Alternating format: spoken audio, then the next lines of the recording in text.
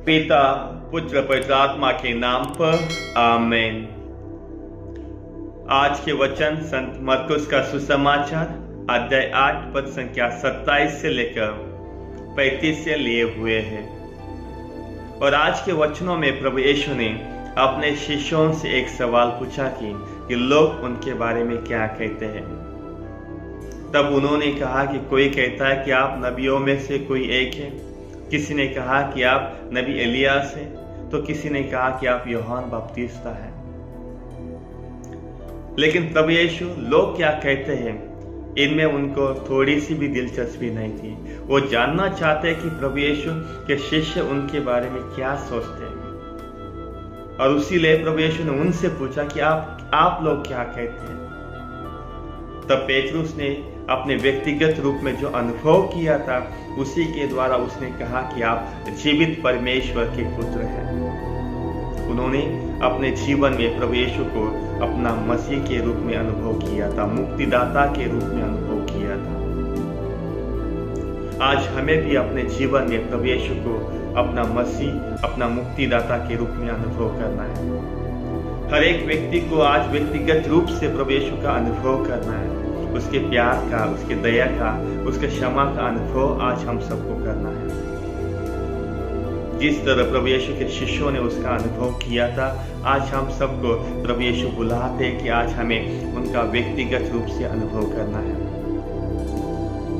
Father बनने के लिए 13 साल 14 साल किस लिए लगते हैं? क्योंकि हमें प्रभु यीशु का व्यक्तिगत रूप से अनुभव करना पड़ता है।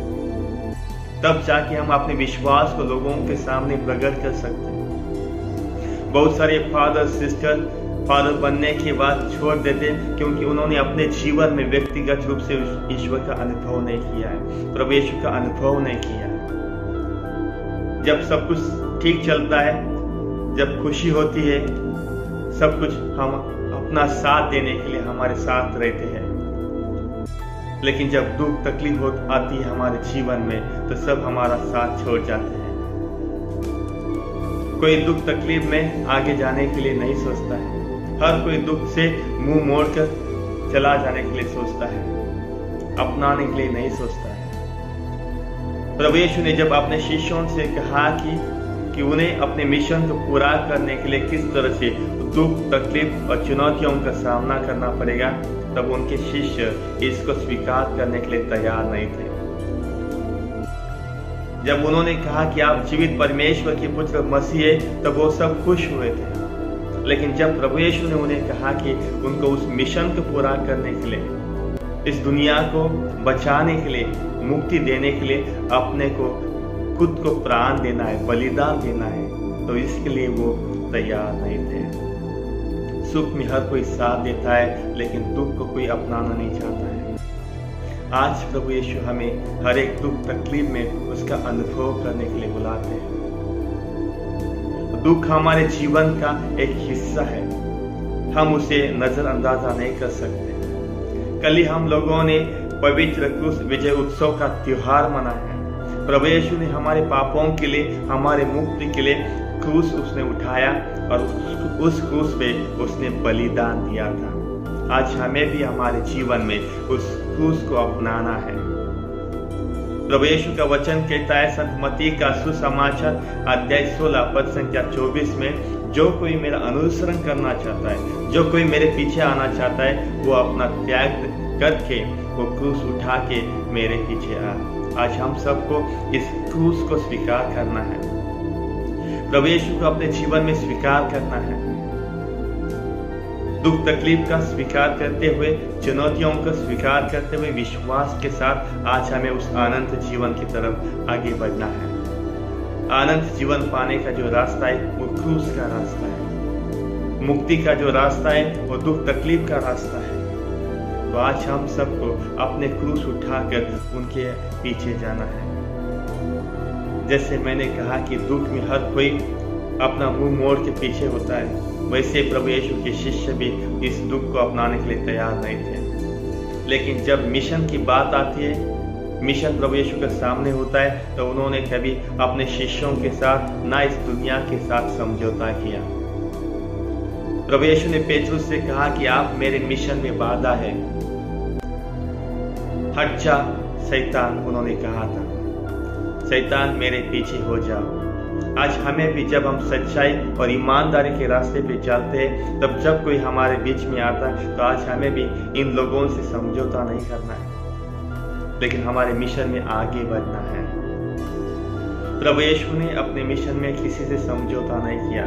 जब शैतान ने उसे प्रलोभन में डालने की कोशिश की, उसकी परीक्षा ली, प्रभु यीशु ने उनसे समझौता नहीं किया, बल्कि उन्हें वचनों के द्वारा वहां से हटा दिया।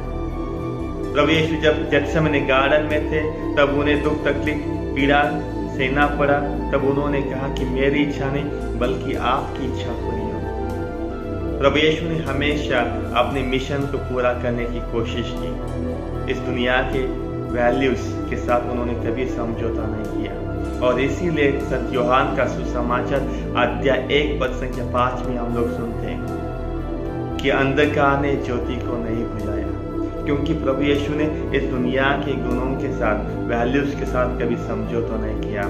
उसने हमेशा अपने परमेश्वर के राह पे, जो वचनों पे उन्होंने अपने जो इच्छा थी, परमेश्वर की इच्छा को पूरी करने के लिए कोशिश की। आज हमें भी हमारे जीवन में उसके राह पे चलना है। दुख तकलीफ का मार्ग हो सकता है, लेकिन संत पौल की तरह फिलिप्पियों के नाम संत पौलुस का पत्र हम लोग सुनते हैं अध्याय 4 पद संख्या 13 में। वो कहते हैं, जो मुझे सामर्थ्य देता है, उसके साथ मैं सब कुछ कर सकता हूँ। जब हमें दुख है, तकलीफ है, लेकिन जब प्रभु यीशु हमारे साथ है, तो हम सब कुछ कर सकते हैं, अपने मिशन को पूरा कर सकते हैं। तो चलिए हम आज के वचनों के लिए प्रभु यीशु को धन्यवाद देते हैं, उनकी स्तुति और महिमा करते हैं। प्रभु यीशु ने आज हम सबको उनको व्यक्तिगत रूप से अनुभव करने के लिए बुलाते हैं। आज हमें वो हमारे क्रूस को उठाकर, अपनाकर उनके पीछे चलने के लिए कहते हैं। तो चलिए आज इन सब वचनों के लिए हम ईश्वर को धन्यवाद देते, उनकी स्तुति और महिमा करते। पिता, पुत्र और पवित्र आत्मा की बड़ाई होवे, जैसे वो आदि में थी, व अनंत काल तक सदा रहेगी। आमीन।